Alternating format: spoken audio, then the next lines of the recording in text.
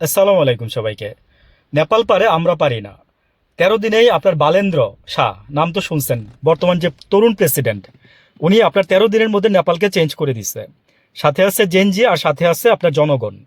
মানে সে এরকমও অর্ডার দিচ্ছে যে আপনার মন্ত্রী এবং উইথ প্রধানমন্ত্রী সহ যে ট্রাফিক পুলিশেরকে এই ক্ষমতা দেওয়া হয়েছে যেন ট্রাফিক পুলিশ তাদের গাড়ি তল্লাশি করতে পারে। তাহলে বলেন যে কেউ আর দুর্নীতি করবে? মানে উনি কোত্থেকে ধরছে চিন্তা করেন। মাত্র 14 জন লোক ওনার মন্ত্রিসভায় আছে। 14 জন লোক কেন জানেন? যে উনি মন্ত্রিসভা বড় করতে চায় নাই। এদের দুইটা বেনিফিট, এক হচ্ছে রাষ্ট্রের টাকা অপচয় হচ্ছে না, অনেক টাকা এখানে সেভ হচ্ছে, জনগণের টাকা তো ভাই ট্যাক্স।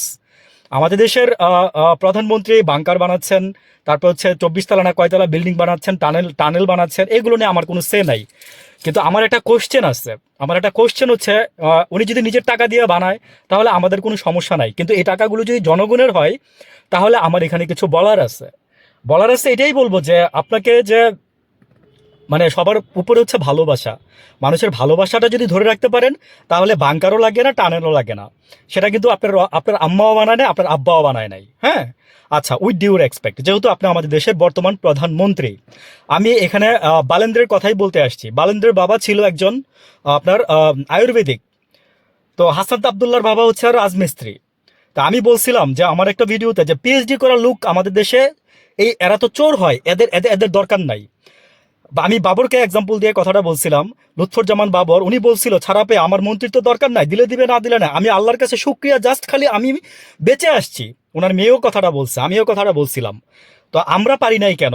হ্যাঁ, বালেন্দ্রের কথা বললে আরো অনেক বলা যাবে। বালেন্দ্র এমনভাবে সিস্টেম মানে দুর্নীতির সিস্টেমকে কলাপস করে দিছে। মানে সে কিন্তু একজন র্যাপার, সে কিন্তু একজন র্যাপার সিঙ্গার। সে র্যাপের গানের মাধ্যমে সে আপনার এরকম মানুষের কাছে চলে আসছে। তো আমরা আসলে কি জানেন যে আমরা জাতি হিসাবে খুব দুর্ভাগা, আমি এটাই বলবো। আর আমরা জনতা যারা আছি, আমরা আমজনতা, তারা জাতি হিসাবে দুর্ভাগা। আর আমরা কেন পারি নাই জানেন? জেনজি আর আমরা, জেনজির মধ্যে আমরা আমরা তো জেনজি ভালো আছি, হ্যাঁ জেনজি ভালো আছি, কিন্তু আমাদের এই যে দেখেন যারা নাকি গিয়ে মন্ত্রণালয়ে বসছিল, যারা নাকি আপনার এই যে সরকারে গিয়ে বসছিল, প্যানেলে গিয়ে বসছিল, তারা যেতে না যেতে চুরি শুরু করে দিচ্ছে। কয়েকজন ছাড়া, হাতে গোনা কয়েকজন ছাড়া তারা যেতে না যেতে চুরি করে দিচ্ছে। মানে এর মূল হচ্ছে লোভ। দায়িত্ব তারই যে করছে।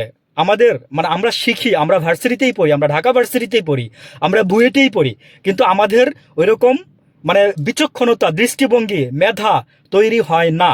আমরা যে যায় লঙ্কায় সেই হয় রাবণ। ওই যে একজন বললে না, যে যায় লঙ্কায় সেই রাবণ, আসলে এই কথাটা সত্যি, বাংলাদেশের জন্য অ্যাপ্রোপ্রিয়েট। ভালো থাকবেন।